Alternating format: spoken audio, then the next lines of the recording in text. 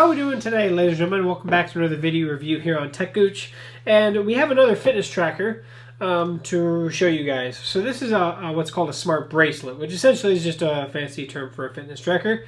This is from the guys over at SEFREE. I will post a link directly to the product that's on Amazon directly below, so watch at the top of the description. This, you can see, has the blue band attached to it. When I received it, I actually got black and blue bands, and they're pretty actually easy to take off and change. They kind of just slowly slide out, kind of like that, right? And then you attach like so. So pretty simple on how to change over. So kind of like how I do my Apple Watch, I can actually do a multicolored setup on this one as well. The band is very similar to a lot of other fitness trackers where it's through the loop and then it just pushes to attach, which this one tends to be very easy to attach, but it also, see, I've had it pop a few times on me while I was actually working on things. Now, I probably hit it just right, but I will just say that I did have it actually loosen up on me like that a couple times. Now, it did catch itself. I didn't have it fall on the floor or anything, but I've had it happen a couple times. So that'd be one thing I definitely want to say. It has your steps. It has your heart rate.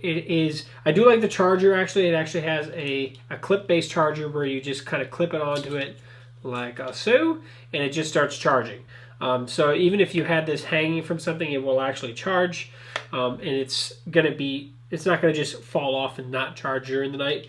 There are 3 little charge pieces back there that this is actually pushing on. So, excuse me, I do like the charger on it. The bands are fairly simple.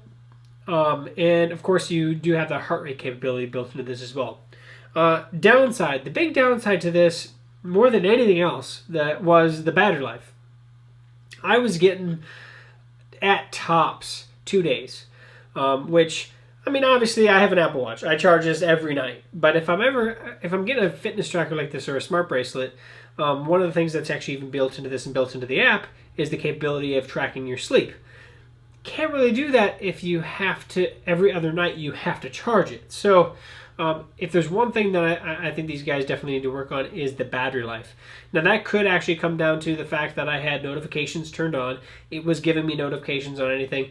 I will say that the notification part of this is fantastic. It gives you like 3 vibration bursts to say, hey, you have a text message. So you actually, it was coming through just as fast as my Apple Watch, but it was actually more, I paid attention to it more because it was bing, bing, bing. It was every time I got a text message, I was hit 3 times with the vibration, which was pretty cool.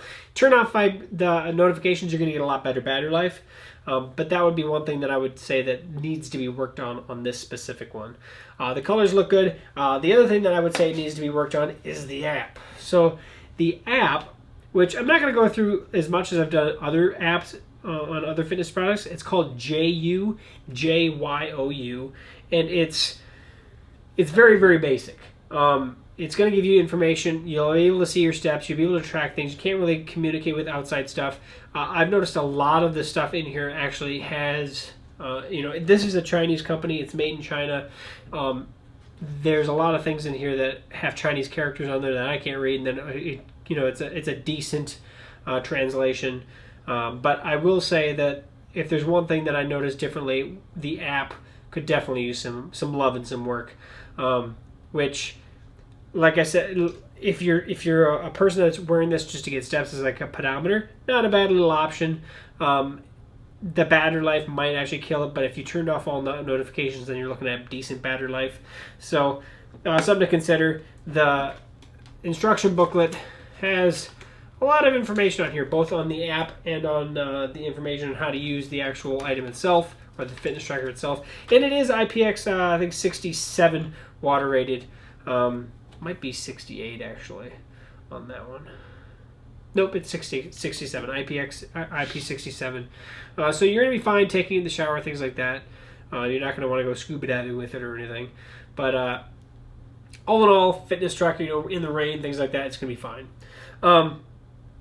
In the end, it's one of those that there are other items on the market that are a little more palatable. At the price, this isn't a bad option. It's something to keep in mind. I think that they only have things to work on, and I think this company is going to produce this in a better state probably in the few years. The hardware is not the problem. It's more the software. The battery life, turn off notifications, you'll get the better battery life. It's the app. I'm not the biggest fan of the app, and I think the only way they can go is up with it. So definitely, keep in mind, take a peek at it, see what you think. The reviews on it are not too bad, and it's only going to get better. I did like how it came. I did, speak with everything. I did like the 2 bands, and I do actually like the charger. The charger is fairly basic and pretty simple. So if you're looking for a fairly inexpensive fitness tracker, definitely look at these guys. Like I said, links at the top of the description. Comment, share, like, subscribe. Let me know what you think. And if you have any other questions or comments that I didn't cover, please post those below. Aside from that, we will catch you on the next video, guys. See you soon.